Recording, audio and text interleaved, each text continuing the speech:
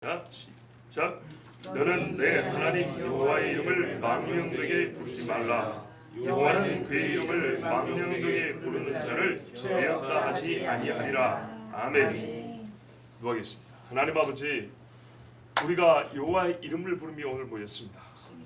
하나님의 영광에 합당하고 거룩하심에 합당하게 부르게 하시옵고, 우리가 일생에 살면서 불러야 될 가장 귀하고 복된 이름 여호와, 이 이름을 부르며 우리가 항상 믿음이 있게 하시며 세상 귀신에게 이름을 붙이지 아니하게 하시고, 또한 이 이름의 영광을 손사하며 부르지 않게 하여 주시고, 여호와를 믿는 자로서 온전하게 부르며 섬기게 하여 주시옵소서. 오늘 이 이름에 담긴 구원을 또한 알게 하여 주시옵소서. 구원의 감격과 감사가 넘치게 하여 주시옵소서. 예수 그리스도의 이름으로 기도하옵나이다. 아멘. 하나님의 이름이 뭐죠? 여호와죠. 여호와. 출애굽기 3장 14절 15절을 보면 하나님이 모세에게 이르시되 나는 스스로 있는 자니라. 이 스스로 있는 자가 예흐야 쉐르 예흐인데, 하나님은 요 이름을 명사형도 좀 아니에요. 하여튼 이렇게 이름 형태로 줄 때 여호와 그랬어요. 또 이르시되 너는 이스라엘 자손에게 이같이 이르기를 스스로 있는 자가 나를 너에게 보내셨다. 여기 스스로 있는 자가 또 나오죠. 하나님이 또 모세에게 이르시되 너는 이스라엘 자손에게 같이 이르기를 너희 조상의 하나님 여호와 곧 아브라함의 하나님, 이삭의 하나님, 야곱의 하나님께서 나를 너에게 보내셨다 하라. 이는 나의 영원한 이름이요 대대로 기억할 나의 칭혼이라 그랬죠. 자, 이렇게 출애굽기 3장 14절에서 15절을 보면 먼저 여호와라는 이름을 특수했습니다. 스스로 있다. 나는 나다. 나는 나인 나이고 나는 나일 것이다. 문법적으로 풀면 그렇게 됩니다. 무슨 말이에요? 언제나 나는 나다입니다. 그래서 확 줄여서 쉽게 나는 나다. 이게 여호와라는 뜻입니다. 뭐 이런 이름이 있을까요? 뭐 전에도 우리 하나님 이름에 대해서 설교 여러 번 했는데 이외에는 다른 이름이 없어요. 거기다 무엇을 넣어보세요. 전부 다 유한한 것들이에요. 그렇죠? 그 무엇이 무한한 하나님을 담을 수가 없어요. 무한한 하나님은 자기 자신으로밖에 설명될 수가 없어요. 그래서 뭐라고 그래요? 나를 어찌 알려줄꼬? 나는 나지. 이렇게밖에 말씀 못하는 거예요. 자, 이건 이름을 안 가르쳐준 게 아닙니다. 사람 같으면 안 가르쳐준 거죠. 완전 조롱하는 거죠. 성함이 어떻게 되십니까? 나는 나요. 이게 뭐예요? 그러나 하나님에서는 다른 것입니다. 이거 확실한 이름입니다. 자, 이사야 42장 8절에 나는 여호와니 이는 내 이름이라 분명히 말씀하셨죠. 나는 내 영광을 다른 자에게 내 찬송을 우상에게 주지 아니하리라. 그래서 추론하면 뭡니까? 여호와의 이름에는 영광과 찬송을 올려야 한다. 그리고 그 영광과 찬송 올 때는 직접적으로 어떻게 해야 그분께 올릴 수 있냐? 그 이름과 함께 하라는 거예요. 이름. 그 이름에 올리라는 거예요. 출애굽기 17장 16절을 보면 아말렉을 친 후에 처음으로 우리가 여호와 뒤에 붙는 또 다른 그 칭호들이 있습니다. 뭐 여호와 니시, 라파, 삼마, 이레. 처음으로 한 게 여호와 니시입니다. 하나님의 이름을 가지고 여호와는 우리에게 승리시다. 이렇게 이름을 붙입니다. 자, 왜 제가 이 이야기를 드느냐? 여호와가 이름인데 유대인들은 아도나이라고 바꿔 부릅니다. 문자적 뜻은 나의 주 이런 말입니다. 그러면 성경에 여호와 나의 주 하면은 아도나이 이렇게 발음해야 되겠죠. 얼마나 웃깁니까? 여호와라고 가르쳤으면 여호와라고 불러야 됩니다. 그 이유를 좀 이따 다시 말씀드리는 대로 일단 요거 좀 우리가 짚고 넘어가죠. 아도나이는 이름이 아닙니다. 부르는 칭호입니다. 나의 주님, 나의 랍비, 내 아빠, 내 엄마 이런 것처럼. 그러나 성함이 따로 있죠. 여호와 나의 주님이라 되는데 나의 주 이렇게 하면 말이 안 되죠. 누구를 가리키는지 알 수가 없습니다. 겸허하게 겸손하게 부른다고 나의 주 이렇게 말합니다. 히브리어 창들 보세요. 전부 다 여호와라는 말 없어요. 적어도 영어권에 가야 여호와라고 부르고, 한국 사람들은 너무 편하게 부르고, 히브리어 찬양을 들으면 전부 다 아도나이. 스펠링은 여호와인데 부를 때는 아도나이 이렇게 전부 다. 참 안타깝습니다. 왜 그러냐? 여러분, 왜 성경에 여호와라고 기록되어 있을까요? 여호와라고 들었기 때문이죠. 어디서요? 하나님 그분이 그렇게 직접 가르치는 거 아닙니까? 모세가 여호와 니시라고 했을 때 아도나이 니시라고 불렀을까요? 아니죠. 여호와 나의 목자 할 때 다윗이 아도나이 나의 목자 이랬을까요? 같은 말이잖아요. 같은 말. 아도나이 나의 주님, 뒤에 보면은 아도나이 로이, 여호와 로이가 나의 목자예요. 여호와 나의 목자, 로이가 나의 목자고 여호와 로이, 여호와는 나의 목자인데 여호와를 아도나이로 바꿔보세요. 아도나이 로이. 웃기죠? 말이 안 된다는 게 아니라 굉장히 어색하죠. 자, 보세요. 이름을 가르쳐 주시고 성경에 분명히 이름을 들었기 때문에 여호와라고 명시적으로 기록을 해놨어요. 여호와로 기록해 놓고 여호와로 부르지 않는 것은 쓸데없는 겸손인 겁니다. 이건 잘못된 겁니다. 여호와라고 불러야 됩니다. 그래서 성경 킹 제임스 번역이 참 훌륭한데 안 좋은 부분이 그거예요. 전부 다 여호와라는 실제 이름을 빼고 로드 주라고 번역을 했어요. 그러면 성경에 주라는 말이 또 있잖아요. 그때는 어떻게 해요? 대문자 로드, 오늘 마이크가 안 되니까 대문자 로드가 여호와고 소문자 로드가 주예요. 굳이 그럴 필요가 있습니까? 주는 여호와가 누군지를 가르쳐 주는 것인데 여호와, 그분 그냥 여호와라고 부르면 되는 겁니다. 또 여러분, 여호와 외에 우리가 하나님이라고 그러죠. 하나님은 이름일까요? 칭호일까요? 전에는 제가 하나님을 칭호로서만 여러분에게 가르쳐 드렸어요. 오늘 설교에서 참 중요한 부분 중에 하나가 이 부분입니다. 또 엘로힘, 하나님이라고 우리가 번역을 합니다. 이름입니다. 왜냐하면 아까 우리가 출애굽기 3장 15절에 뭐라 그래요? 처음에 스스로 있는 자가 보냈다 해라 그랬어요. 이름이 무엇입니까? 누가 보냈다 할까요? 누가 보냈다 할까요? 할 때 스스로 있는 자 여호와가 보냈다 해라 해놓고 또 하면 아브라함의 하나님, 이삭의 하나님, 야곱의 하나님이 너에게 보냈다 하라 그랬어요. 하나님 여호와. 오늘 보면 20장 7절에도 뭐라 했어요? 내 하나님 여호와 이렇게 돼 있죠. 그리고 이름이라고 했어요. 이건 좀 신학적으로 더 깊은 설명이 필요합니다. 그러나 그 설명을 지금 할 수는 없고 아주 간단하게 한 가지만 말씀드릴게요. 엘로힘은 별칭이 아니라 하나님의 본질을 보여주는 이름입니다. 무슨 말이냐면 삼위일체로서 계시는 신, 복수 위격의 단일 신성, 유일한 하나의 신성을 세 위격이 함께 가지고 계시는 유일한 신으로서 부르는 이름이 엘로힘입니다. 그 말 자체가 유일성과 복수성을 함께 담고 있습니다. 자, 요 이름 엘로힘을 누구에게 붙일 수 있을까요? 오직 여호와에게만 부르는 이름으로 쓰는 겁니다.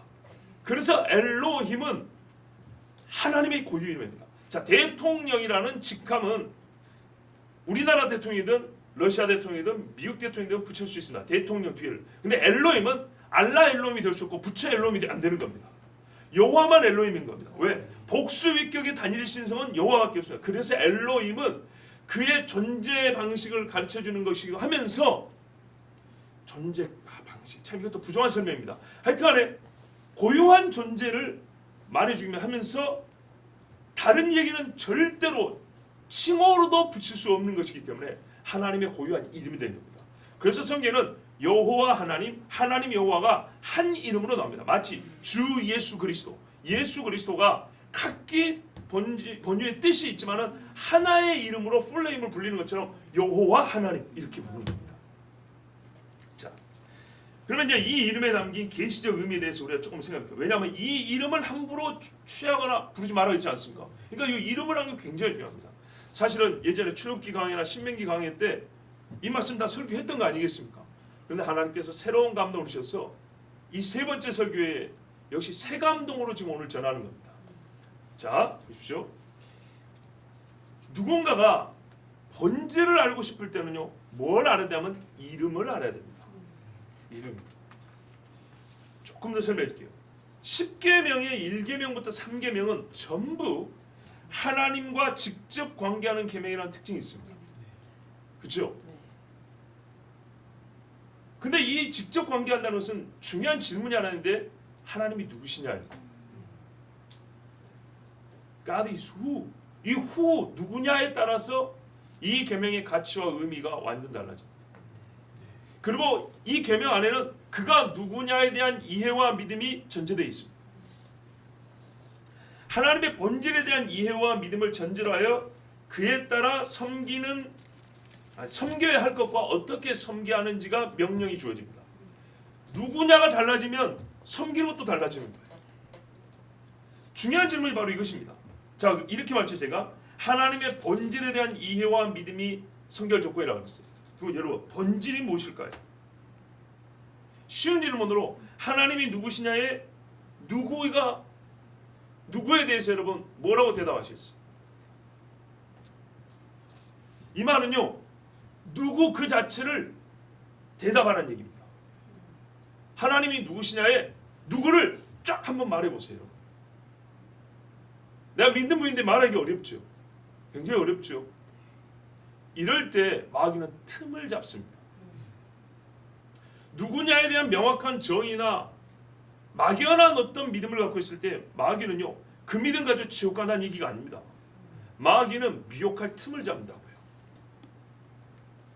여러분, 새벽이긴 하지만 여러분, 옛날 어른들은 새벽에 정신이 맑아서 공부가 잘 된다 그랬어요. 하나님 말씀은 잘 들어보십시오. 물론 그거는 일찍 자는 걸 전제하는 거겠죠. 사물은 무엇이냐에 따라 가치가 달라집니다. 마이크냐 피아노냐 자동차냐. 그렇지만 여러분, 무엇의 최상은 누구의 최하보다 높지 못합니다. 금광을 가지고 있어도 천민 노예 생명만 못합니다. 금광은 무엇이지만 천민이라고 하는 사람, 노예는 누구입니다. 인격입니다. 차원이 다르다는 겁니다. 가치의 차원이 다르다는 얘기입니다. 자, 여러분, 물질이지만요, 같은 물질이지만 철과 흙은 다릅니다. 쇠를 아무리 가공하고 변화를 주어도 흙이 안 됩니다. 쇠를 가루를 내고 열을 가하고 별짓을 다 한다면 씨를 뿌리면 날까요, 안 날까요? 안 납니다. 그죠? 막 흙을 막 열을 가하고 굳게 해서 막 아무리 단단하게 된다 해서 자식 붙을까요? 안 붙죠. 흙은 바스러지죠. 휘지 않아요. 찰흙은 휩니다. 그럴 수도 있겠습니다. 같은 물질 세계라도 종류만 달라도 다른 차원의 고유한 성질을 갖고 이것은 좁힐 수 없는 관계입니다. 흙은 흙이고 쇠는 쇠입니다. 그래서 그 성질에 따라 이용하는 겁니다. 자, 이보다 같은 물질이지만 종류에 따라 차이가 크죠. 이보다 더 큰 차이가 바로 무엇과 누구의 차이입니다. 물질이 아무리 귀해도 누구 인격의 천함만 못한 겁니다. 성경이 뭐라 그래요? 사람의 지혜로움이 하나님의 어리석음만 못하다 그랬죠. 피조물이 아무리 뛰어나도 조물주에 미치지 못하는 겁니다. 같은 물질 세계도 이렇게 차이가 나는데 이거는 병렬적으로 차이 나지만 무엇과 누구는 이렇게 차이 나는 겁니다. 자, 이 누구 중에서도 피조물 누구 곧 인간과 조물주 누구 곧 하나님의 차이는요, 영원한 차이입니다. 그러므로 이 영원한 차이를 나타낼 수 있는 이름이야. 그리고 그 영원한 차이를 정확하게 보여줄 수 있는 이름이야. 이름만 들으면 그 차이가 바로 각인될 수 있어요. 그래서 창조주 하나님의 본질을 나타내는 것으로 대표적인 것이 이름인 겁니다. 이름. 쇠와 흙. 여러분, 성질은 다르지만 성질을 우리가 설명한다 해서도 본질을 말하는 게 아니잖아요. 차라리 그냥 쇠, 흙이라고 말하는 게 더 편해요. 여기서 우리가 조심해야 할 게 속성과 본질을 혼동하면 안 된다는 겁니다. 속성, 성질. 성질과 본질은 다른 겁니다. 본질이란 어떤 사람들이 이렇게 말해요. 본디부터 가지고 있는 사물 자체의 성질이나 모습이다 그럽니다. 사물이나 현상을 성립시키는 근본적인 성질, 한마디로 고유한 성질을 본질이라고 한다. 근데 여러분, 다시 말씀드리지만 본질은요, 그 고유한 성질을 가지고 있는 그것이 무엇이냐의 무엇, 그것이 누구냐의 누구 그 자체를 말하는 거예요. 본질이라는 거예요. 그래서 조금 더 나은 본질의 정의는 뭐냐면요, 보이는 현상도 있는 실제나 본체, 이렇게 말했어요. 그리고 이 본질을 담고 있는 그릇과 같은 게 바로 이름이에요. 자, 예를 들게요. 여러분, 물의 본질이 뭡니까? 물의 본질. 100도에 끓는다? 0도에 언다? 흐른다. 이게 물의 본질인가요? 이거는 물의 성질입니다. 고유한 성질입니다.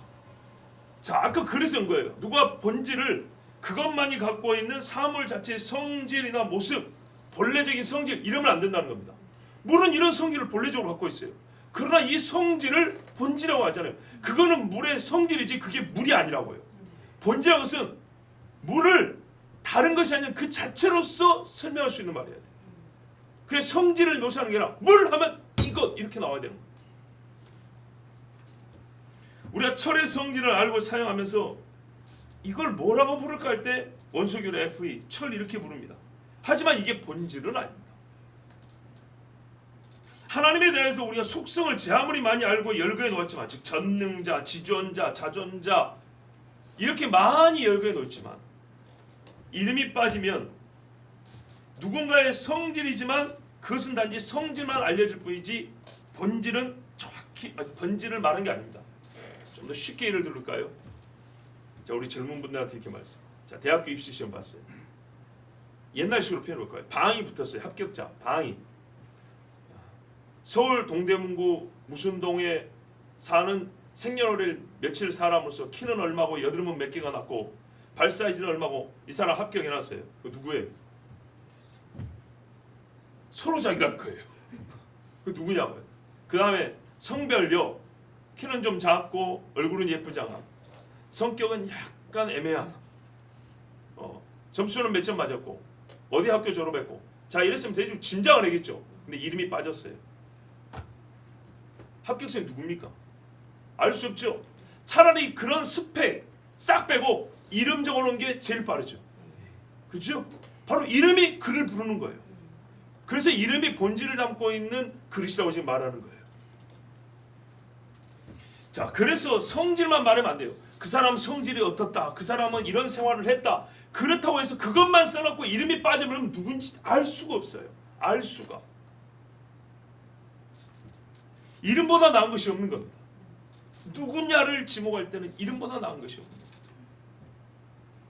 아무리 적은 정보와 계시를 할지라도 이름이 들어있으면 우리는 무엇이나 누구를 알게 되지만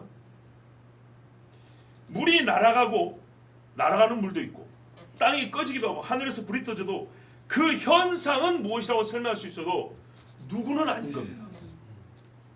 그렇죠? 홍해가 갈라지는 현상은 설명할 수 없고 누군가는 했지만 그 현상 자체가 누구는 아니에요. 그 현상은 전능이라는 성질을 갖고 능력을 갖고 있는 이가 했다라는 것까지는 알지만 누구는 빠져버린 거예요. 그랬을 경우에는 우리는 그가 누군지 알 수 없으므로 본질에 대해서도 알 수 없는 거예요. 그가 자기를 다 나타낸 건지 일부를 나타낸 건지도 알 수가 없습니다.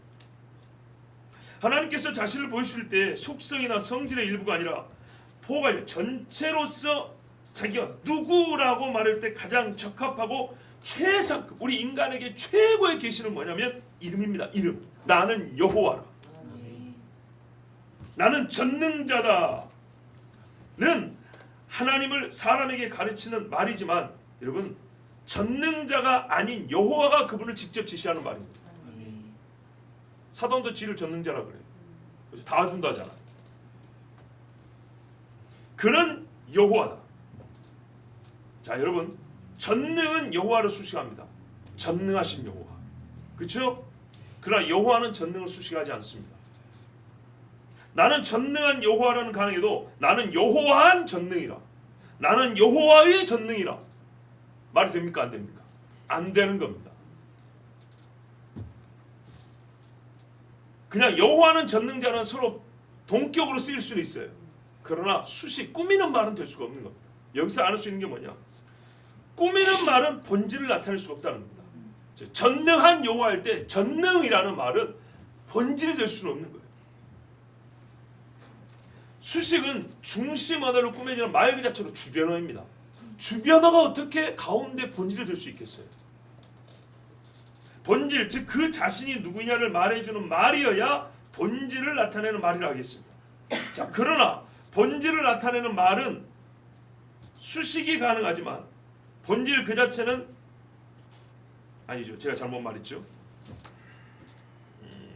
뭐라고 말할까? 그러니까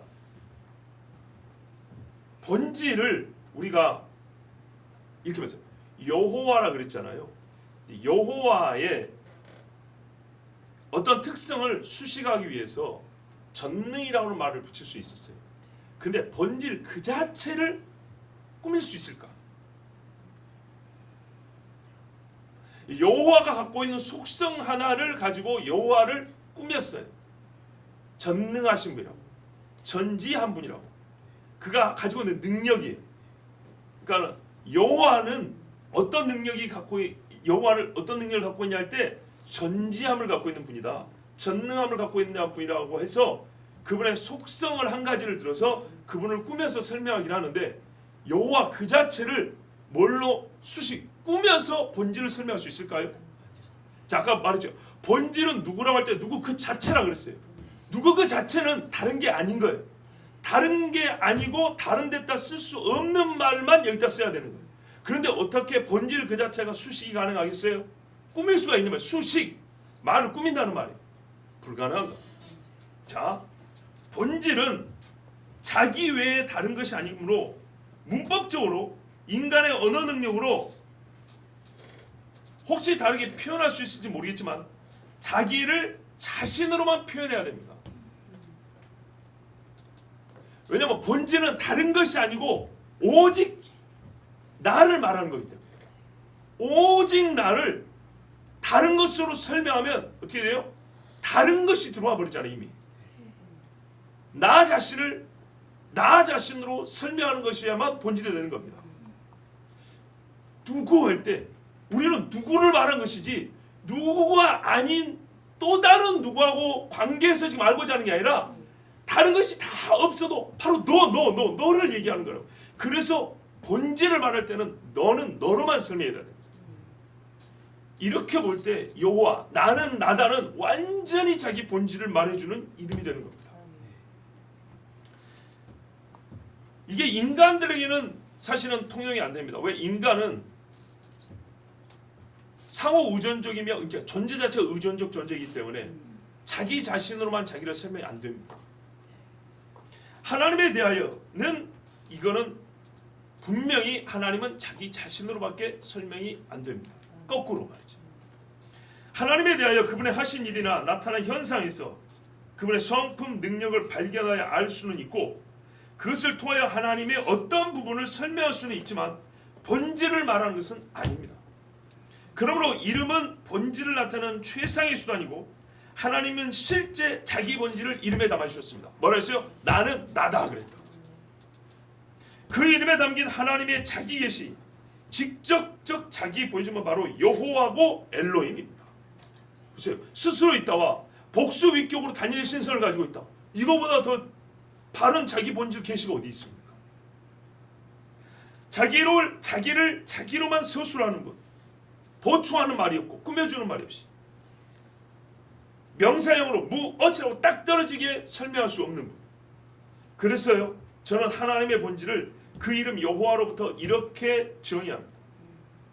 스스로 있는 자를 바꿔 말하면 이렇게 된다는 겁니다. 영원히 자신을 자기로만 설명하는 존재. 여호와가 그런 뜻 아닙니까? 모든 존재자는 상호 의존적으로 존재합니다. 상호 의존적. 이것도 이게 있으니까 위에 올라 있는 것이죠. 우리가 서로 상호 의존하면서 존재하죠. 부모 없는 자식이 없듯이.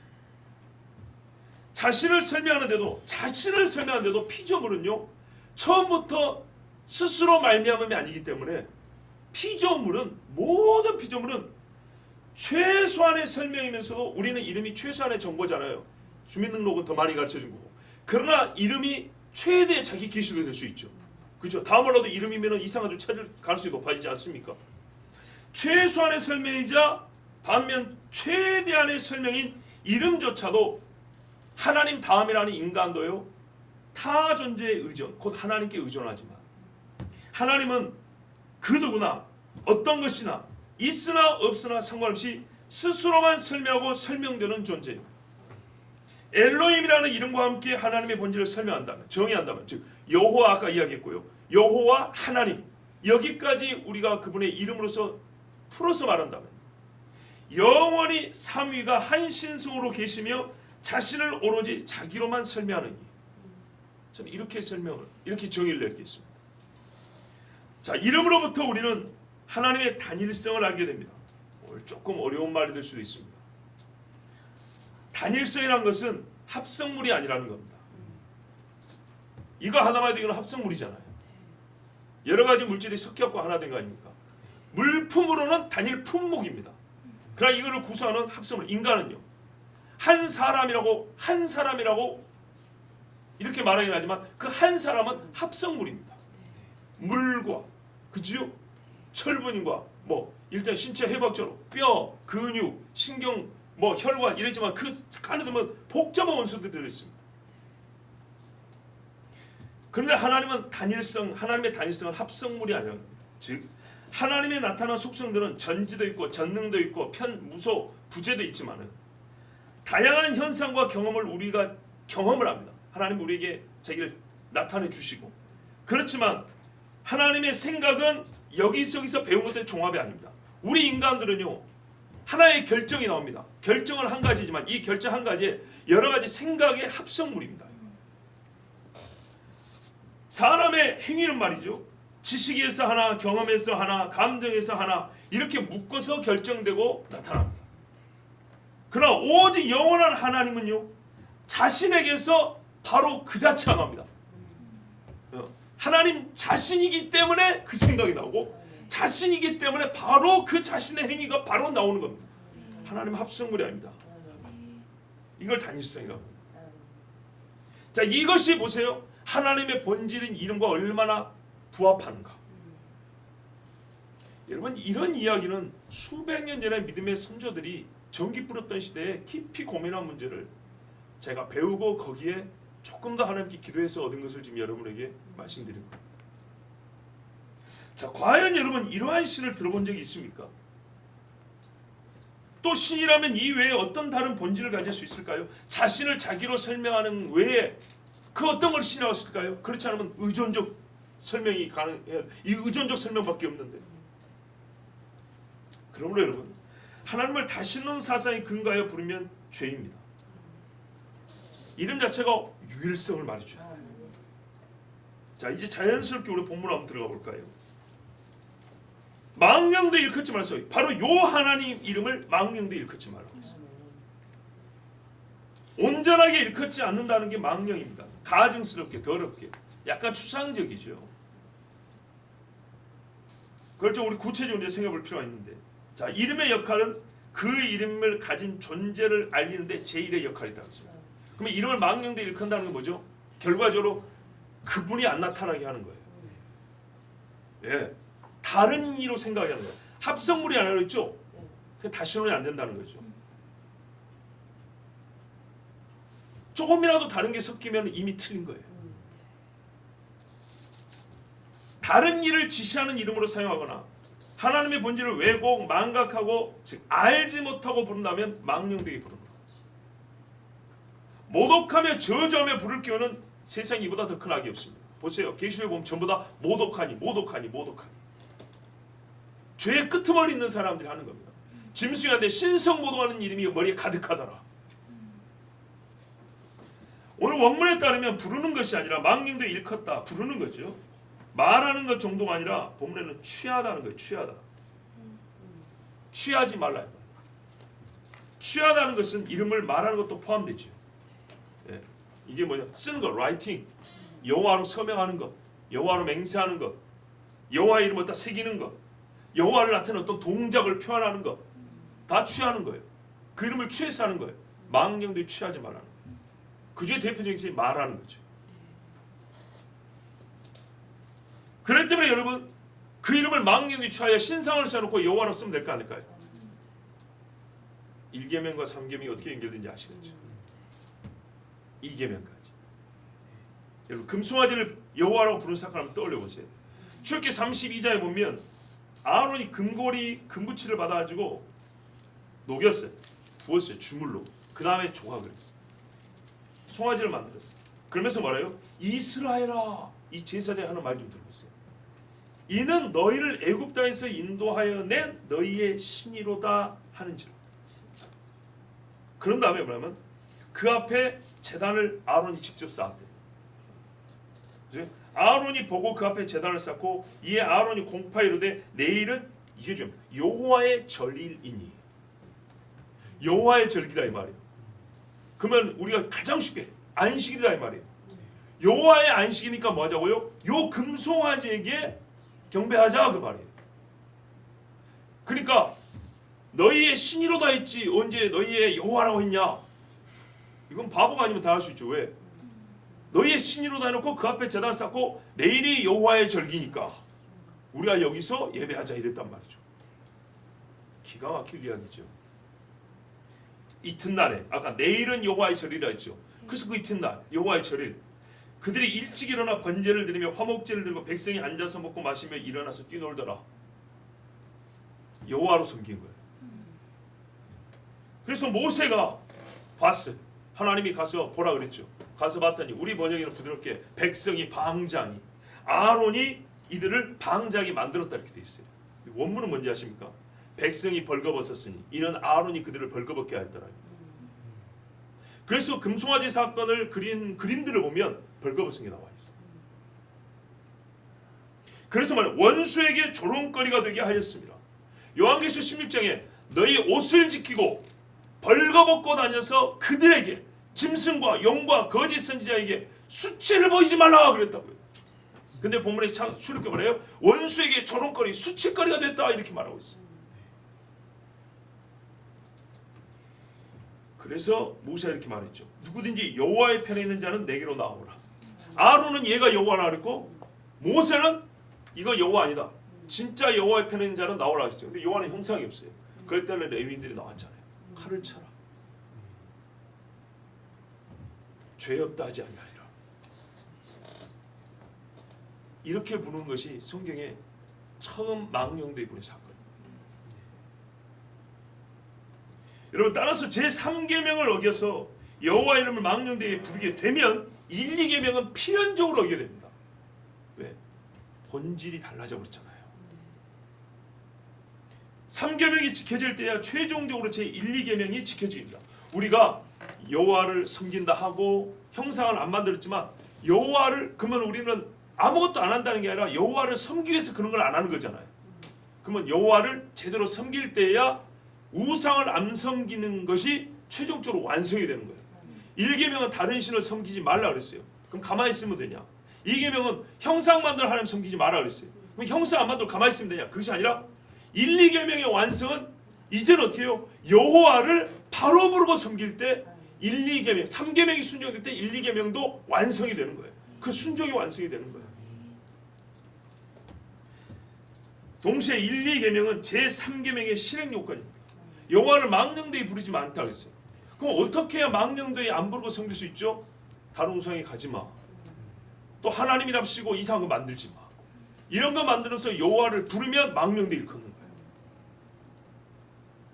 정리할게요. 3계명은 1, 2계명의 완성이고 1, 2계명은 3계명의 실행 방법이에요.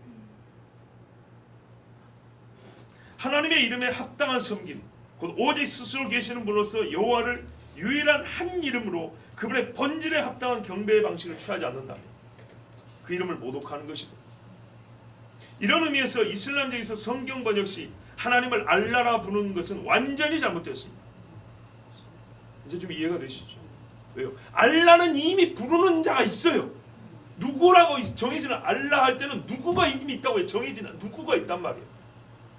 하나님이 그 누구를 지시하는 그 이름을 빌려다 써야 되는 건가요? 아니라고 말입니다. 여러분 우리나라에 버스 말고 다른 이름 뭐 있을까요? 버스죠. 왜요? 딱히 쓸 말이 없으니까 원문 그대로 갖다 쓰는 거 아닙니까? 발음 우리가 좀 안 좋더라도 버스. 그걸 외래어란 커피.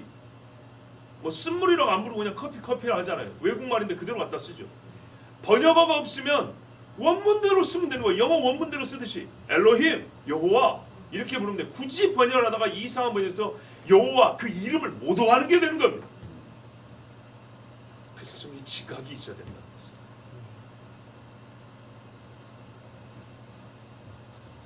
이미 알라가 어떤 귀신의 본질을 드러내는 이름인데 초승달 귀신 그를 가리키는 이름인데 왜 그 귀신 이름을 하나님이 써야 합니까?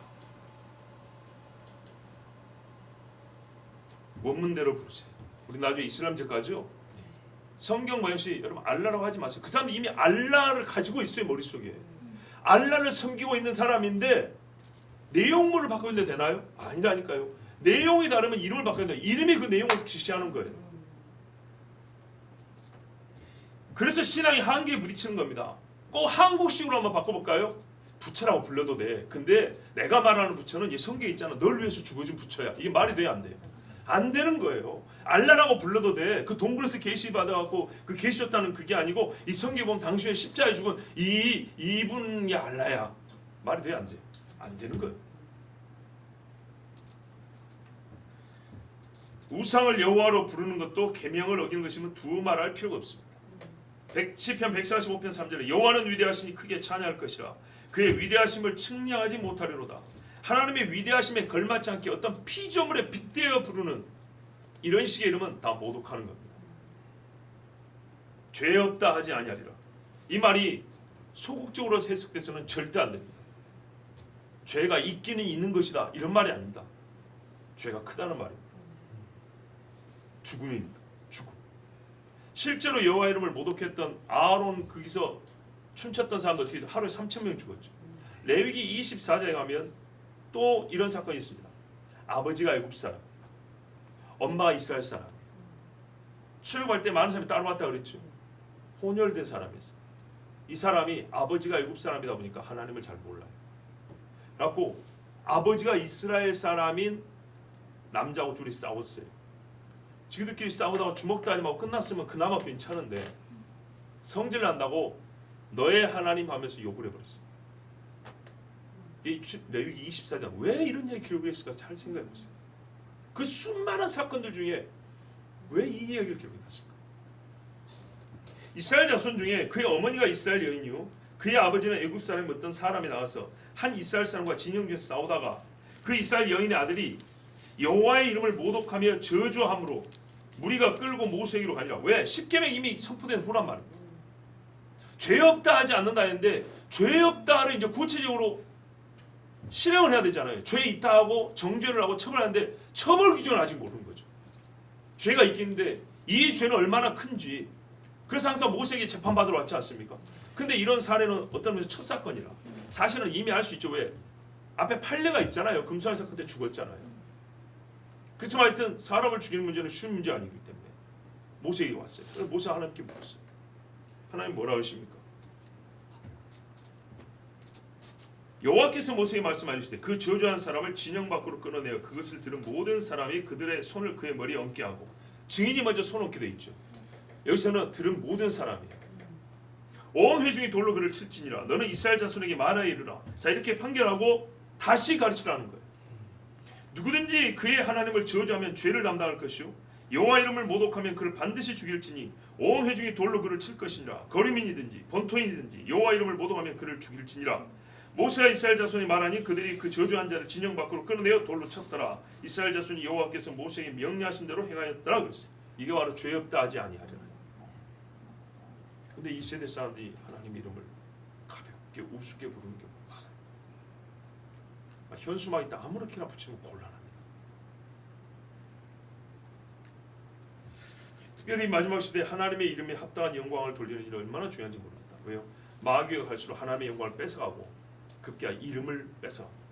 하나님이 뺏긴다는 게 아니라 그놈이 도둑질을 하는 거죠. 하나님에서 직접 도둑질 않고 사람에게 붙어있는 하나님의 이름을 뺏어가고 저 그리스도는 자기를 하나님이라 부른다 했죠. 데살로니가 후서 2장 4절에 저는 대적하는 자라 범사에 일컫는 하나님이라 숭배함을 받는 자 위에 뛰어나 자존하여 하나님의 성전에 앉아 자기를 보여 하나님이라 하느니라. 불법의 사람 마귀라 불리는 사람은 하나님이라 한다 했어요. 하나님이 계시는 성전에 앉아서 그래서 내가 하나님이라 이렇게 부른다 했어요. 다니엘 9장 27절에 예수님이 인용한 거죠. 멸망에 가증한 것. 그런데 어떻게 했냐? 자기 신상을 세운다 했어요. 보세요. 얼마나 하나님의 계명을 어기는지. 결국 종말도 십계명 싸움입니다. 과학시대에 누가 우상을 세우냐고 그런 말씀 마시라니까요.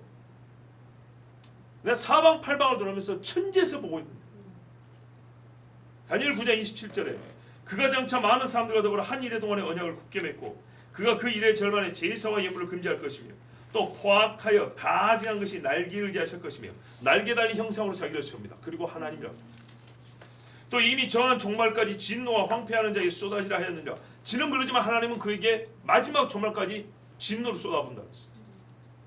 다니엘 12장 11절에도 매일 드리는 제사를 폐하며 아까 보세요. 제사와 예물을 금지한다 그랬죠.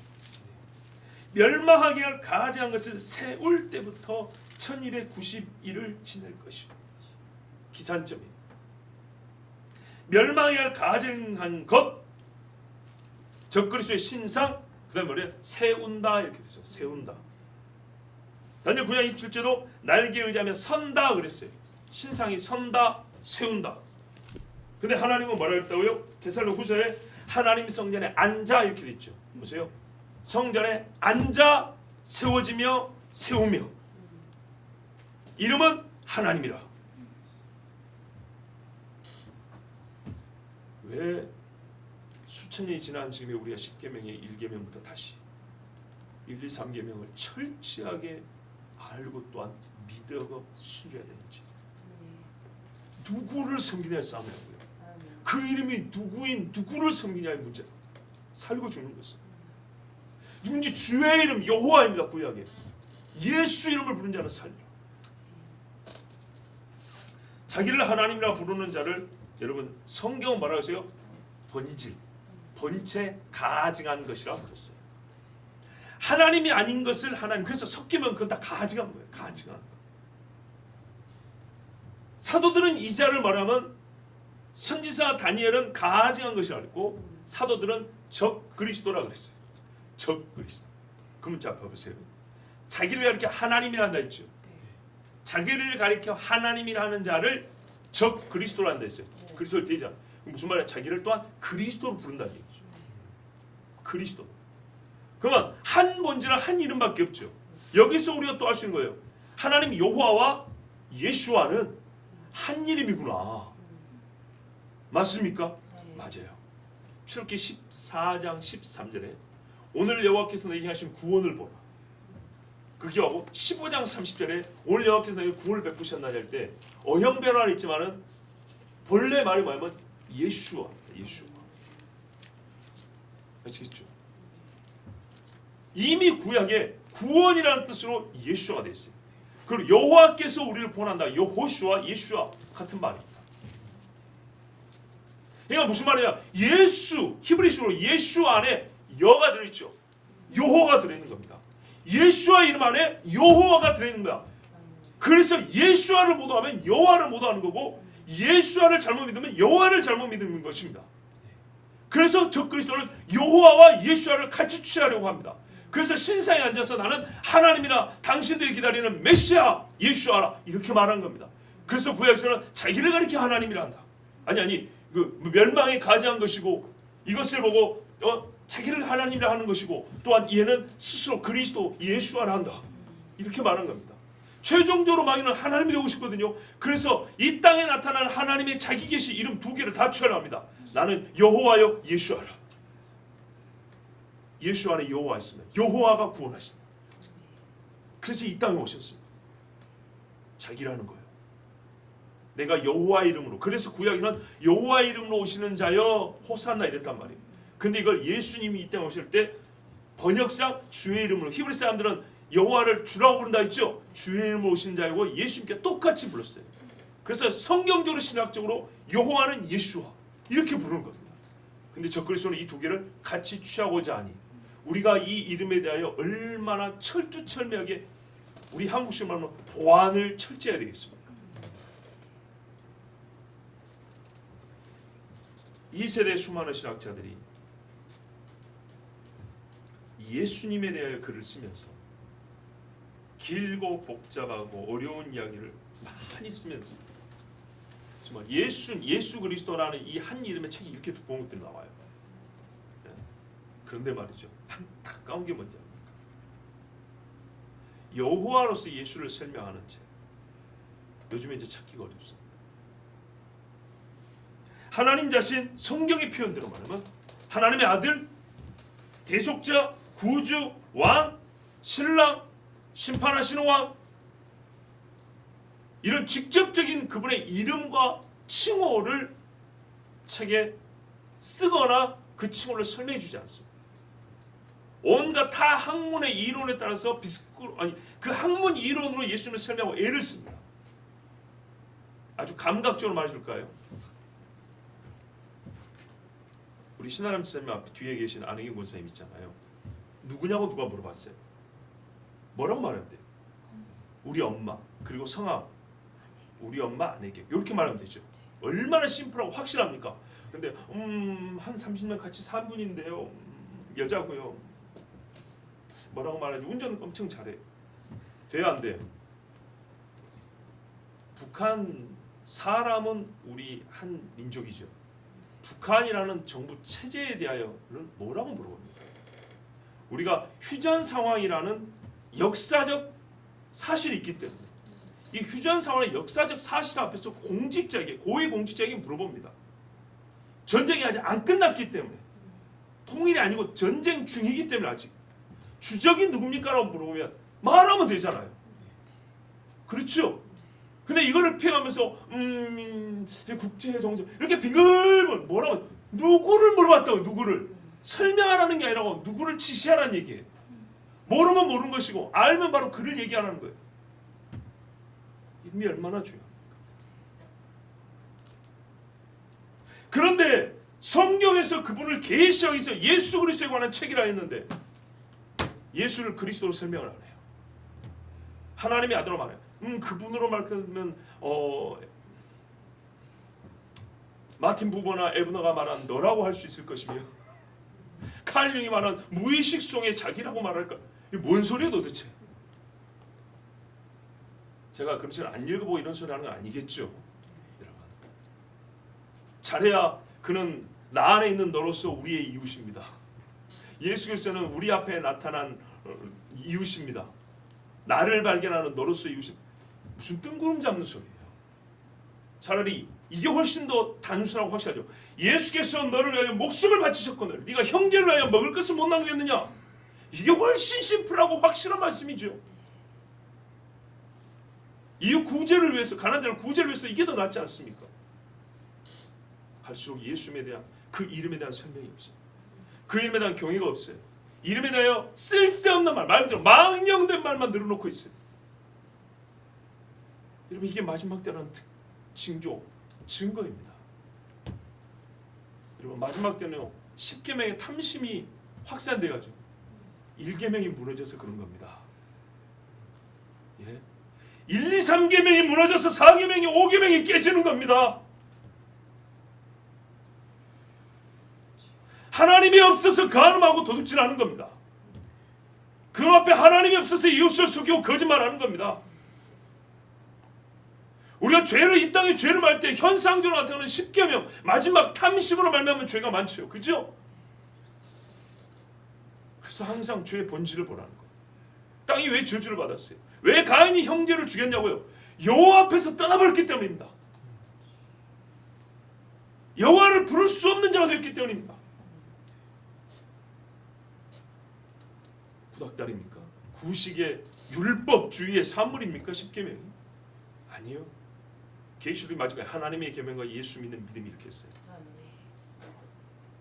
우리 성경의 사람이라면 정확히 들어요.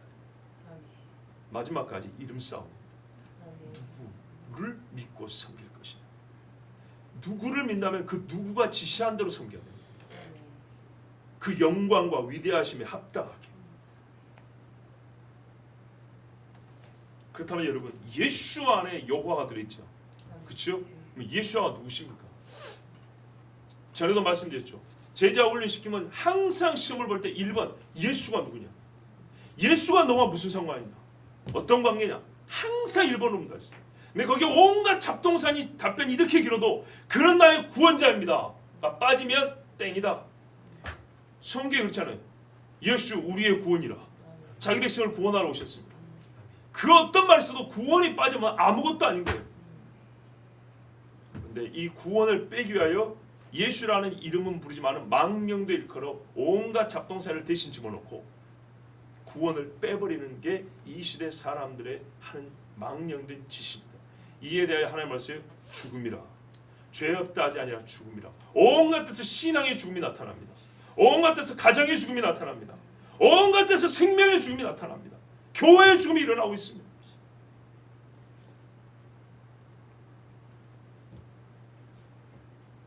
예수와 여호와는 우리의 구원이시라. 이 이름 외에는 다른 이름이 없습니다. 그리고 예수님 이렇게 말씀하셨어요. 이 이름을 기념하라고.